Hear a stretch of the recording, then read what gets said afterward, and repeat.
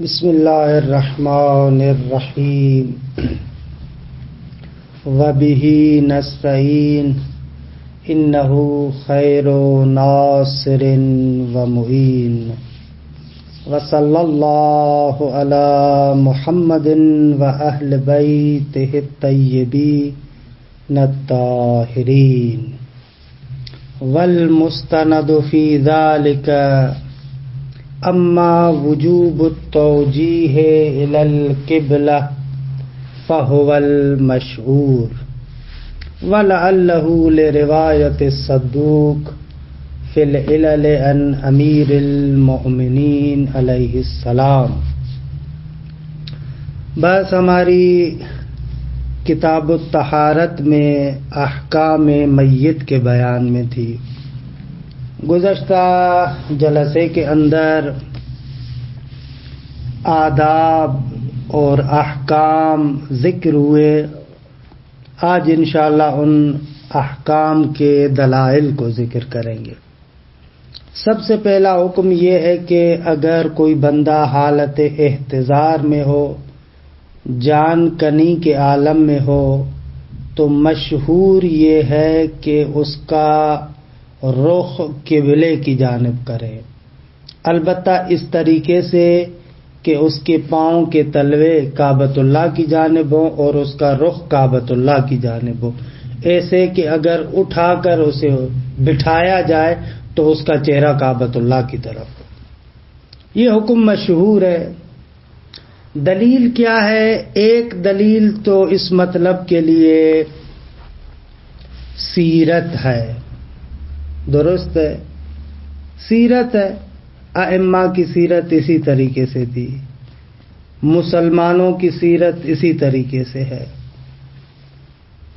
دوسری دلیل روایت ہے کہ اس کو پڑھتے ہیں کہ مصنف ان دونوں کے اندر خدشہ کرتے ہیں۔ دیکھیں پڑھتے ہیں انشاءاللہ، پھر اس خدشے اور اشکال کو بھی دیکھتے ہیں۔ وَأَمَّا وُجُوبُ التَّوْجِیہِ إِلَى الْقِبْلَةِ فَهُوَ الْمَشْهُورُ، اس کا رخ قبلہ کی جانب کرنا وہی کیفیت جو میں نے بیان کی اس طریقے سے، یہ مشہور ہے فقہاء کے مابین۔ وَلَعَلَّهُ لِرِوَایَتِ الصَّدُوقِ، شاید اس وجہ سے کہ اس میں روایت صدوق ہے، صدوق نے جو روایت علل الشرائع میں امیر المؤمنین سے نقل کی ہے اس طریقے سے ہے کہ مولا فرماتے ہیں دخل رسول اللہ صلی اللہ علیہ وآلہ وسلم علی رجل من ولد عبد المطلب، کہ پیغمبر اسلام عبد المطلب کے اولاد میں سے کسی ایک شخص پر وارد ہوئے کہ وہ جان کنی کے عالم میں تھا۔ وَهُوَ فِي السَّوْقِ، یعنی ای النزع، جان کنی کے عالم میں تھا۔ وَقَدْ وُجِّهَ إِلَى غَيْرِ الْقِبْلَةِ، اس کو قبلے کے علاوہ دوسری طرف پھیرا گیا تھا۔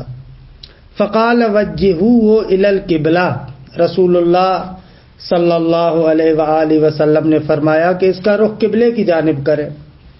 فَإِنَّكُمْ إِذَا فَعَلْتُمْ ذَلِكَ اقبلت علیہ الملائکۃ، اگر تم لوگوں نے یہ کام کر لیا تو ملائکہ اس کا رخ کریں گے۔ ایک تو یہ کہ یہاں پر آپ نے فرمایا وجہوہ الی القبلہ، امر ہے۔ اول سیرہ یا مسلمانوں کی سیرت بھی ایسے ہے، فرماتے وفی ہے۔ ان دلائل کے اندر اشکال ہے، اس دلیل میں اشکال ہے۔ ان الروایہ بقطع النظر عن سندها لا تدل علی الوجوب، پہلا اشکال تو روایت میں یہ ہے کہ اس کے سند میں مسئلہ ہے۔ اگر سند سے غض نظر بھی کر لیا جائے، سند سے اگر ہم 2 منٹ کے لیے آنکھیں بند بھی کر لیں، پھر بھی یہ روایت وجوب پر دلالت نہیں کرتی۔ اچھا کیوں وجوب پر دلالت نہیں کرتی؟ اس وجہ سے کہ دیکھیں یہ نقطہ سمجھنے والا ہے، نیا نقطہ ہے، ابھی تک ہم نے کتاب میں اس نقطے کو نہیں پڑھا تھا۔ ایسی جو عبارات ہیں، کبھی کبھار اس طریقے سے امر آتا ہے، کبھی کبھار اس طریقے سے نہیں آتی ہے کہ اس امر اور نہیں کے اندر علت کو ذکر کیا جاتا ہے، معمولاً وہ امر و نہیں ارشادی کہلاتا ہے۔ دیکھیں ہمارے پاس دو طرح کے امر و نہیں ہیں، ایک مرتبہ امر ارشادی ہے اور امر مولوی ہے، یا نہیں ارشادی ہے یا نہیں مولوی ہے۔ امر ارشادی یا نہیں مولوی ان اوامر اور نواہی کو کہا جاتا ہے کہ جن اوامر اور نواہی میں شارع بعنوان مولا حکم نہیں کرتا، یعنی اپنی مولویت کو اعمال نہیں کرنا چاہتا، یہ نہیں کہنا چاہتا کہ بھائی کیونکہ میں مولا ہوں اور میں نے کہا ہے لہذا یہ کام کرو، نہ ایسے نہیں ہوتا، بلکہ امر اگر ہو تو اس امر کے اندر ایک فائدہ ہے اور اس فائدے کی جانب متوجہ کرنے کے لیے کہ اگر تم فلاں فائدے کو حاصل کرنا چاہتے ہو تو یہ کام کرو، یا نہیں اگر کرتا ہے نہیں ارشادی تو وہاں پر بھی ایک مفسدہ ہوتا ہے، اس مفسدے کو بیان کرتا ہے، کہتا ہے کہ اگر تم اس مفسدے سے بچنا چاہتے ہو یہ کام نہ کرو۔ مثلا جیسے نہج البلاغہ میں ہے نا ایک مقام پر کہ جنگ صفین میں مولا کے لشکر کے کچھ افراد شام والوں کو گالیاں دے رہے تھے، مولا فرماتے ہیں کہ نہ ان کو گالیاں نہ دو، اگر تم ان کو گالیاں دو گے تو وہ پلٹ کر تم کو بھی گالیاں دیں گے، تمہارے اچھے لوگوں کو بھی گالیاں دیں گے، لہذا گالیوں دینے کا کیا فائدہ، گالی دو گے تو وہ بھی پلٹ کے گالی دیں گے۔ اب یہاں پر جو مولا روک رہے ہیں بعنوان شریعت حکم نہیں بیان کر رہے، حکم ارشادی ہے کہ عقل انسانی کو متوجہ کر رہے ہیں کہ اگر اس نقصان سے بچنا چاہتے ہو تو یہ دیکھو تمہیں یہ کام نہیں کرنا چاہیے، تم ان کے برے خداؤں کو گالیاں دو گے وہ تمہارے اچھے خدا کو گالی دے گا، یہ نہیں ارشادی ہے۔ اسی طریقے سے امر بھی امر ارشادی ہوتا ہے کہ ایک فائدہ ہوتا ہے، اس فائدے کی طرف متوجہ کیا جاتا ہے، اگر تم یہ فائدہ لینا چاہتے ہو تو پھر اس کو یوں کرو۔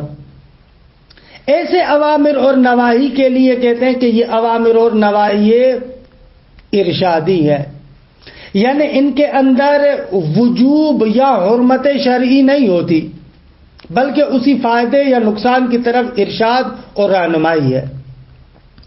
دوسری مرتبہ یعنی آسان لفظوں میں اوامر اور نواہی ارشادی میں مولا ایک خیر خواہ کی شکل میں ظاہر ہوتا ہے، آپ کو ایک نصیحت کرتا ہے خیر خواہ کے عنوان سے، نہ کہ مولا آ کر شارع کے عنوان سے آپ کو کوئی امر یا نہیں کرے کہ اگر اس امر یا نہیں کو آپ نے انجام نہیں دیا، اس کے مطابق آپ نہیں چلے تو آپ نے وجوب یا حرمت شرعی کو چھوڑ دیا، نہ ایسے نہیں ہوتا۔ دوسری مرتبہ اوامر و نواہی مولوی ہے کہ مولا ہونے کی حیثیت سے وہ امر و نہیں کرتا ہے، اگر آپ اس امر کو چھوڑیں گے تو آپ نے واجب کو ترک کیا، مستحق عقاب ہے، اگر آپ نے اس نہیں کا ارتکاب کیا تو آپ مستحق عقاب ہیں، وہاں پر مولویت کے عنوان سے۔ اور معمولاً جہاں پر روایات میں حکم بیان کر کے اس کی علت کو بیان کرتے ہیں وہ امر ارشادی ہوتا ہے، جیسے کہ یہاں پر بھی ہے کہ اس روایت میں کہ اس کا رخ قبلے کی جانب کرو، کیونکہ قبلے کی جانب رخ کرو گے تو ملائکہ اس کی طرف رخ کریں گے، ملائکہ اس پر نازل ہوں گے، رحمت خدا کے فرشتے اس پر آئیں گے، اگر یہ فائدہ لینا چاہتے ہو تو اس طریقے سے کرو۔ اب یہ دیکھیں یہ لان یہ زبان امر ارشادی کی ہے، لہذا امر ارشادی سے وجوب سمجھ میں نہیں آتا۔ یہ نقطہ تھا جو یہاں پر انہوں نے ذکر کیا ہے، کیونکہ ابھی تک یہ بات نہیں آئی تھی لہذا اس کی توضیح دینا ضروری سمجھی۔ اب دیکھیں عبارت کو، کہتے ان الروایت بقطع النظر عن سندھا، اگر اس روایت کی سند سے چشم پوشی کر لی جائے، کیونکہ اس روایت کی سند ضعیف ہے۔ البتہ بعض لوگوں نے جواب دیا سند کا کہ درست سند ضعیف ہے لیکن مشہور نے اس پر عمل کیا ہے، لہذا مشہور اگر ضعیف روایت پر بھی عمل کرے تو وہ شہرت اس روایت کے لیے جابر سند کی حیثیت رکھتی ہے۔ بعض نے ایسے جواب دیا ہے، لیکن بہرحال وہ بھی اپنے مقام پر قابل خدشہ ہے. بھئی کس نے کہا کہ مشہور نے اس روایت کی وجہ سے فتویٰ دیا ہے؟ صغرا محرز نہیں ہے. بہرحال مصنف کہتے ہیں کہ ہم ان جھنجھٹوں میں نہیں پڑتے، اگرچہ ہم نے اس جھنجھٹ کو بھی بیان کر دیا.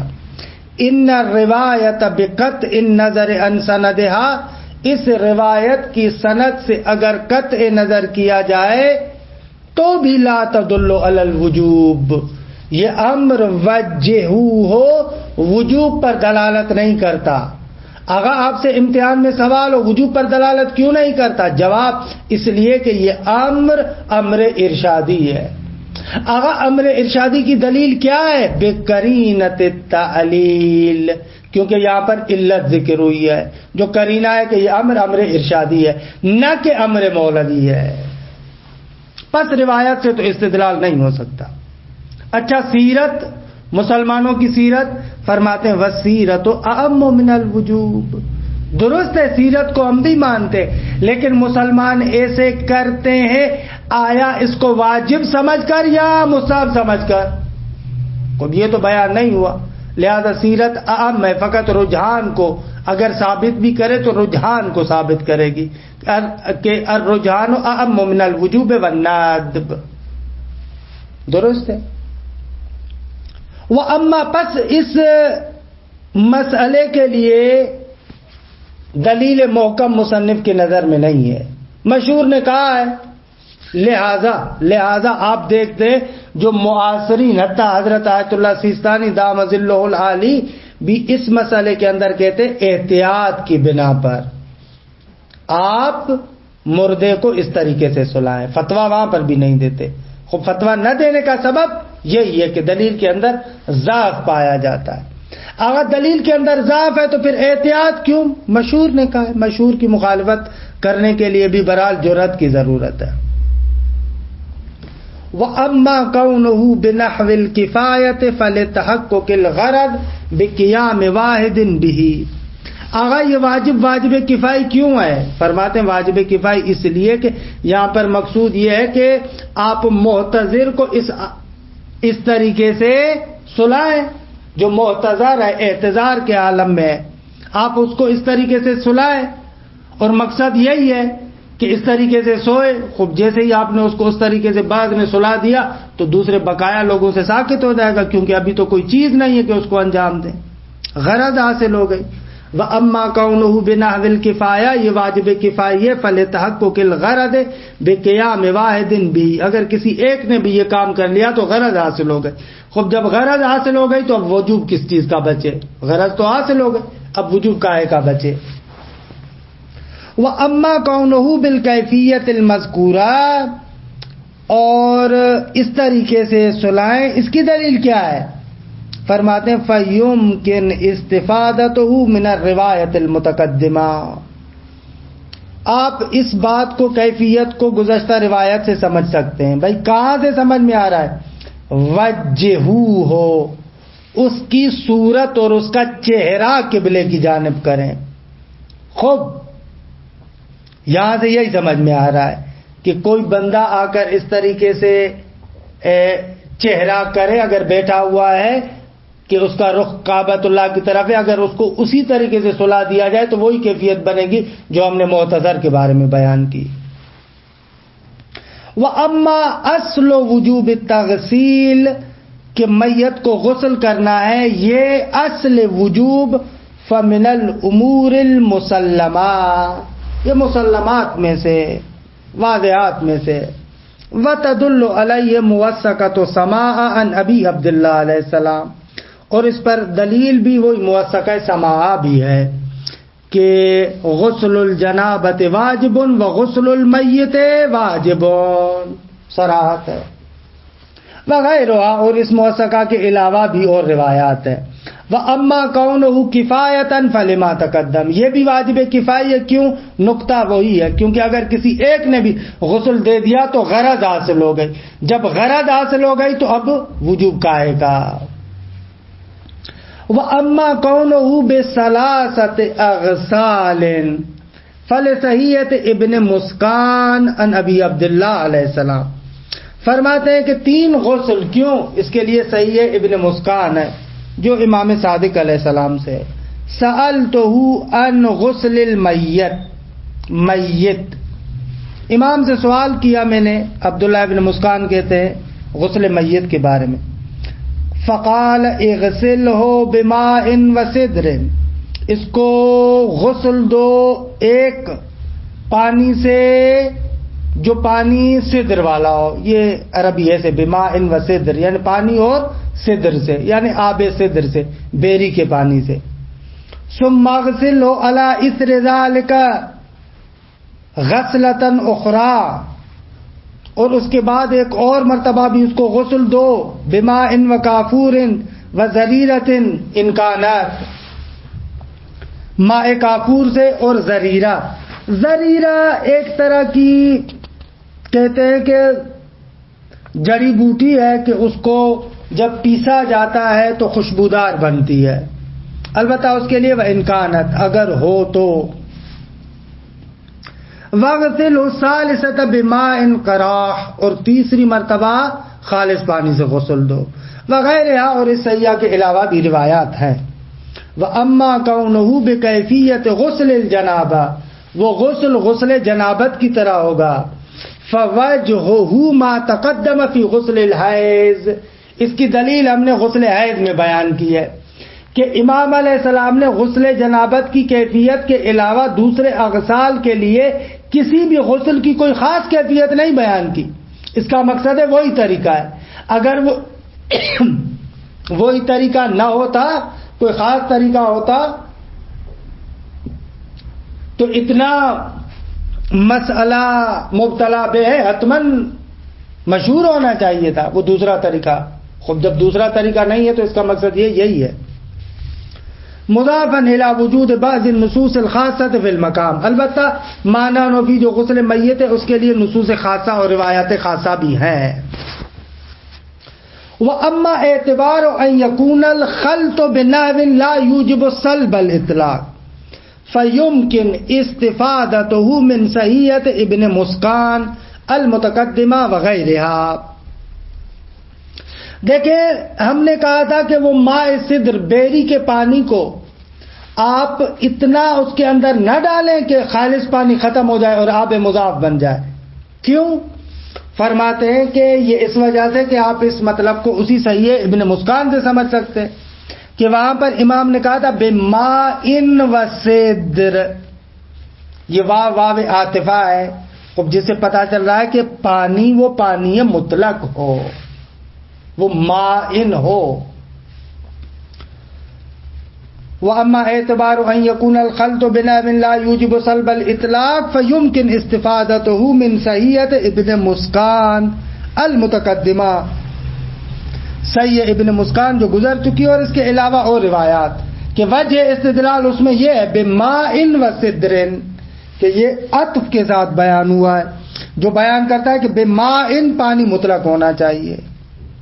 وَأَمَّا اعتبار المماثلہ، مرد مرد کو غسل دے گا خاتون خاتون کو، فَتَدُلُّ عَلَيْهِ صحیحۃ الحلب عن ابی عبداللہ علیہ السلام، اس مطلب پر دلیل کیا ہے؟ صحیح حلبی ہے امام صادق علیہ السلام سے. سألہ عن المرأة تموت فی السفر ولیس معها ذو محرم ولا نساء قالت تدفن كما هي بثيابها وأن الرجل يموت وليس معه إلا النساء ليس معهن رجال قال يدفن كما هو بثيابه. کہ صحیح ہے کہ حلبی کہتے ہیں کہ امام صادق سے سوال ہوا اس خاتون کے بارے میں کہ جو سفر میں مر جاتی ہے اور کوئی محرم بھی نہیں ہے اور کوئی خاتون بھی نہیں ہے، سارے مرد ہیں. امام فرماتے ہیں کہ اس خاتون کو انہی کپڑوں کے ساتھ اسی طریقے سے دفن کرے. اس مرد کے بارے میں بھی سوال ہوا یموت ولیس معه الا النساء، مر جاتا ہے اس کے ساتھ فقط خواتین ہیں، کوئی مرد نہیں ہے، کیا کریں؟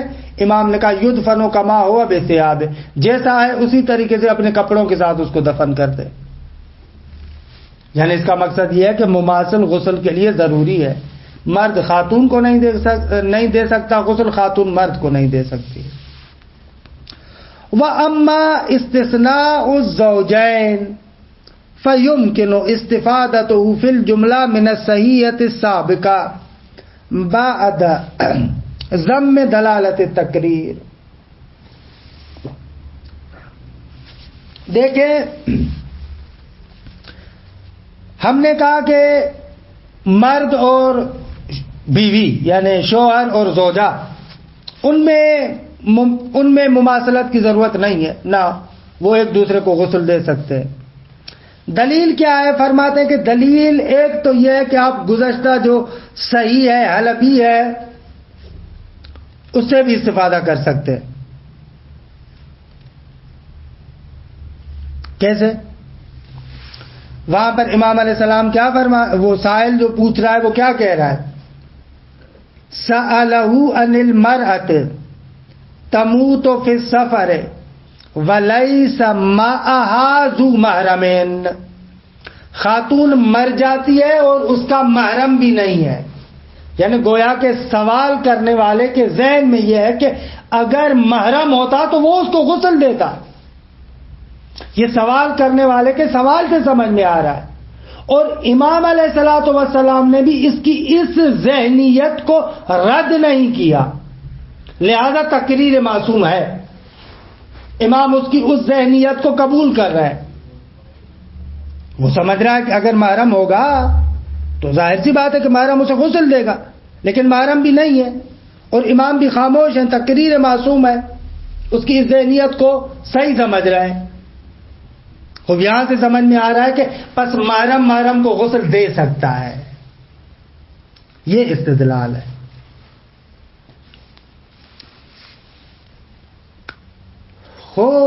کوئی بندہ آ کر سوال کر سکتا ہے کہ بابا یہ تو سائل کے کلام میں ہے، امام کے کلام میں تو نہیں ہے، تو اس کا میں نے جواب ابھی عرض کیا کہ تقریر معصوم ہے۔ درست ہے کہ یہ بات فہم سائل سے سمجھ میں آ رہی ہے، لیکن امام نے اس کو رد تو نہیں کیا۔ اگر وہ بات غلط ہوتی تو امام اسے رد کر دیتے، لیکن امام کا رد نہ کرنا یعنی امام علیہ الصلوۃ والسلام اس کی بات کو قبول کر رہے ہیں۔ دقیق نکتہ ہے، انصافاً یہ نکات ایسے ہیں کہ جن پر توجہ کرنی چاہیے، یہ نکات ہیں جن کی وجہ سے ہم لوگ دروس التمہیدیہ کو پڑھ رہے ہیں۔ اچھا، عبارت کو دیکھیں، فَيُمْكِنْ اسْتِفَادَتُهُ فِي الْجُمْلَةِ یعنی بنا قضیہ موجب جزئیہ آپ استفادہ کر سکتے ہیں من الصحیحۃ السابقہ جو صحیح حلبی تھی۔ آغا اس کے اندر کیسے استفادہ کریں گے؟ جواب، سائل نے کہا تھا وَلَيْسَ مَعَهَا ذُو مَحْرَمٍ، کوئی اس کے ساتھ محارم میں سے بھی نہیں ہے، یعنی اس کا مقصد یہ کہ سائل سمجھ رہا تھا کہ اگر محارم میں سے ہوگا تو وہی دے گا۔ ان قلت، یہ تو فقط سائل کی بات ہے۔ جواب، بعد ضم دلالت تقریر، بعد اس کے کہ اس کے ساتھ تقریر کی دلالت کو بھی ضمیمہ کریں۔ دیکھیں، سنت جو ہم تعریف کرتے ہیں مکتب تشیع میں کہتے ہیں سنت قول معصوم کو کہتے ہیں، فعل معصوم کو کہتے ہیں، تقریر معصوم کو کہتے ہیں۔ تقریر معصوم یعنی امام کے سامنے کوئی بات ہو رہی ہے اور امام اس پر ری ایکشن نہیں دکھا رہے، خاموش ہیں، اس کا مقصد ہے کہ وہ کام جائز ہے، وہ بات درست ہے، غلط نہیں ہے۔ تو یہاں پر بھی ایسے ہے، بعد ضم دلالت تقریر، بعد اس کے کہ آپ دلالت تقریر کو بھی اس صحیحہ کے ساتھ ضمیمہ کریں، تبھی استدلال تام ہوگا، وگرنہ یہ استدلال تام نہیں ہوگا۔ وَإِذَا نُوكِشَتِ الْإِسْتِفَادَةُ الْمَذْكُورَةُ اگر کوئی بندہ آئے اور ہمارے اس استفادے کو قبول نہ کرے، فَيُمْكِنُ التَّمَسُّكُ بِنُصُوصٍ أُخْرَى صَرِيحَةً فِي الْمَطْلُوبِ اس کے علاوہ بھی نصوص ہیں جو اپنے مطلوب میں بالکل صریح ہیں، ان سے بھی آپ تمسک کر سکتے ہیں۔ عزیز مان، آغائی مان، اگر نصوص صریحہ ہے تو ان کو سیدھا ذکر کر دیتے، اس کو کیوں ذکر کیا؟ تو آغا پلٹ کے جواب دیں گے کہ بھائی ہم یہ کتاب کوئی توضیح مسائل کے عنوان سے تو نہیں لکھ رہے نا، آپ کو استدلال کا طریقہ سکھانے کے لیے بتا رہے، تو ایسی روایات کا انتخاب کریں جن میں فنی نکات ہوں، ان نکات کو سمجھیں، لہذا اس کا انتخاب کیا گیا یہاں پر۔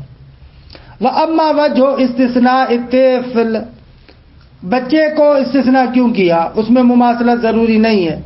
فَيَكْفِي لِإِثْبَاتِهِ أَنَّ الْأَخْبَارَ الدَّالَّةَ عَلَى اعْتِبَارِ الْمُمَاثَلَةِ غَيْرُ شَامِلَةٍ لَهُ لِاخْتِصَاصِهَا بِالرَّجُلِ وَالْمَرْأَةِ، کیونکہ وہ روایات جو کہتی ہیں کہ مماثلت ضروری ہے، وہ روایات اس بچے کو شامل نہیں ہیں، اس لیے کہ ان روایات میں رجل اور مرأہ کی تعبیر آئی۔ رجل مرد کو کہتے ہیں، مرأہ خاتون کو کہتے ہیں، بچے کو تو رجل نہیں کہتے، صبی اور صبیہ کہتے ہیں۔ فَتَجْرِ الْبَرَاءَةُ عَنِ الْاعْتِبَارِ بِلِحَاظِ غَيْرِهِمَا، لہذا بچے کے مورد میں جو رجل اور مرأہ کے علاوہ ہے، وہاں پر کہتے ہیں کہ آپ برات کو جاری کر سکتے ہیں۔ وَأَمَّا اسْتِثْنَاءُ الْمَحَارِمِ، خب محارم کو آپ نے کلن استثناء کیا، اس کی دلیل کیا ہے؟ فَيُمْكِنْ اسْتِفَادَتُهُ مِنْ صَحِيحَةِ الْحَلَبِ السَّابِقَةِ بِالْبَيَانِ الْمُتَقَدِّمِ۔ آگا جا آپ اس مسئلے کا بھی استفادہ گزشتہ صحیح حلبی سے کر سکتے ہیں، کیونکہ اس میں کیا تھا؟ وَلَيْسَ مَعَهَا ذُو مَحْرَمٍ، صرف میاں بیوی کی بات نہیں ہے، تمام محارم کی بات ہے۔ وہی بیان آپ یہاں بھی کہہ سکتے ہیں کہ محسوس ہو رہا ہے کہ راوی کے ذہن میں یہ مرتکز ہے کہ اگر محارم میں سے ہو تو وہ مماثل، اگر نہ بھی ہو تو غسل دے سکتا ہے۔ امام نے بھی خاموشی اختیار کی، اس راوی کے فہم کو امام کے تقریر کے ساتھ ضمیمہ کر کے نتیجہ یہ لیا کہ کیا جا سکتا ہے۔ وَبِغَضِّ النَّظَرِ عَنْ ذَلِكَ يُمْكِنُ التَّمَسُّكُ بِبَعْضِ النُّصُوصِ الْأُخْرَى الصَّرِيحَةِ فِي ذَلِكَ۔ آغا جان اگر اس سے بھی آپ قطع نظر کریں تو دوسری نصوص ہے جو اس مطلب کے اندر صریح اور واضح ہے، ان سے بھی استفادہ کر سکتے ہیں آپ۔ کہ مصنف کہتے ہیں کہ وہ وسائل الشیعہ ابواب غسل میت میں سے 23واں باب اور حدیث نمبر 1، وہاں پر مراجعہ کریں، تھوڑی سی آپ بھی زحمت فرمائیں۔ یبقى التساؤل عن وجه تقیید الطفل ب3 سنین بعد وضوح عدم صدق عنوان الرجل والمرأة ما دام لم يتحقق البلوغ۔ اچھا، یہ سوال اچھا ہے بھائی، آپ جو کہتے ہیں کہ روایات میں رجل اور مرأہ کی تعبیر آئی ہے، خب جب رجل اور مرأہ کی تعبیر آئی ہے تو آپ بچے کو 3 سال کے ساتھ کیوں مخصوص کر رہے ہیں؟ رجل اور مرأہ تب تک اسے نہیں کہا جا سکتا جب تک وہ بالغ نہ ہو، تو 3 سال کی قید کیوں لگا رہے ہیں؟ ان تقیید وَيَبْقَى التَّسَاؤُلُ، باقی رہ جاتا ہے سوال، ان وجہ تقیید الطفل ب3 سنین، کہ طفل اور بچے کو آپ 3 سالوں کے ساتھ کیوں مقید کر رہے ہیں؟ بعد وضوح عدم صدق عنوان الرجل والمرأة ما دام لم يتحقق البلوغ، کہ واضح سی بات ہے کہ جب تک بالغ نہ ہو تب تک اس پر رجل اور مرأة کا عنوان صادق نہیں آتا، تو آپ کہیں کہ بچہ 14 سال تک اور بچی 8 سال تک، ایسے کہیں تو 3 سال کی قید کیوں ہے؟ جواب، ان تقیید المذکور هو المشہور، اگر مشہور یہ شہرت یہی ہے بزرگان کے درمیان اسی طریقے سے ہے۔ وقد یتمسک له بروایت ابی نمیر، چہ بسا اس مطلب کو روایت ابی نمیر سے بھی سمجھا گیا ہے، اس سے بھی تمسک کرتے ہیں۔ قلت لأبی عبداللہ علیہ السلام حدثنی عن الصبی الی کم تغسلہ النساء، وہ کہتا ہے کہ امام صادق علیہ السلام سے نقل کرتا ہے اور امام سے پوچھتا ہے کہ مولا آپ بتائیں اس بچے کے بارے میں کہ کتنے سالوں تک، کتنا بچہ عمر کا کہ اس کو خاتون غسل دے سکتی ہے؟ فقال الی 3 سنین، مولا نے کہا کہ 3 سالوں تک۔ وَإِنْ كَانَتْ وَارِدَةً فِي الصَّبِيِّ إِلَّا أَنَّهَا تَدُلُّ بِالْأَوْلَوِيَّةِ عَلَىٰ عَدَمِ جَوَازِ تَغْسِيلِ الرَّجُلِ الصَّبِيَّةَ بَعْدَ 3 سنین، اگر کوئی بندہ کہہ سکتا ہے کہ بات تو فقط بچے کی ہے، چھوٹے سے لڑکے کی ہے، کہ لڑکے کو خاتون کس مدت تک غسل دے سکتی ہے، خب لڑکی کا حکم کہاں سے لائیں گے آپ؟ کہنا درست ہے کہ روایت فقط لڑکے کے لیے، لیکن اگر لڑکے کے لیے ثابت ہو جائے تو لڑکی کے لیے بطریق اولا ثابت ہو جائے گا، کیونکہ بالآخر شریعت اسلامی نے خاتون کے لیے اور بچیوں کے لیے تو حجاب کا زیادہ سسٹم رکھا ہے۔ جب بچے میں فقط 3 سال تک کی اجازت ہے، اس سے زیادہ کی اجازت نہیں ہے، تو بچی میں کیسے زیادہ کی اجازت دی جا سکتی ہے؟ یہ تو واضح ہے۔ وَهِيَ وَإِنْ كَانَتْ وَارِدَةً فِي الصَّبِيِّ، یہ روایت اگرچہ بچے کے لیے إِلَّا أَنَّهَا تَدُلُّ بِالْأَوْلَوِيَّةِ، لیکن مفہوم اولویت کے ذریعے سے دلالت کرتی ہے علی عدم جواز تغسیل الرجل الصبیۃ بعد 3 سنین، کہ مرد چھوٹی سی بچی کو 3 سالوں کے بعد غسل نہیں دے سکتا۔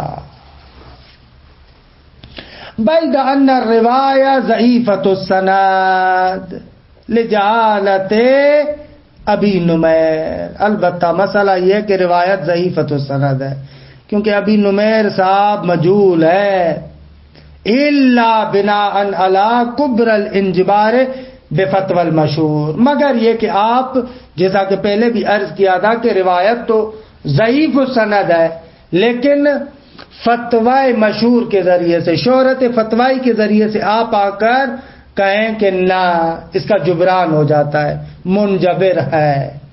اگر روایت ضعیف ہو لیکن مشہور نے اس کے مطابق فتویٰ دیا ہو تو یہ شہرت جابر سند بن جاتی ہے۔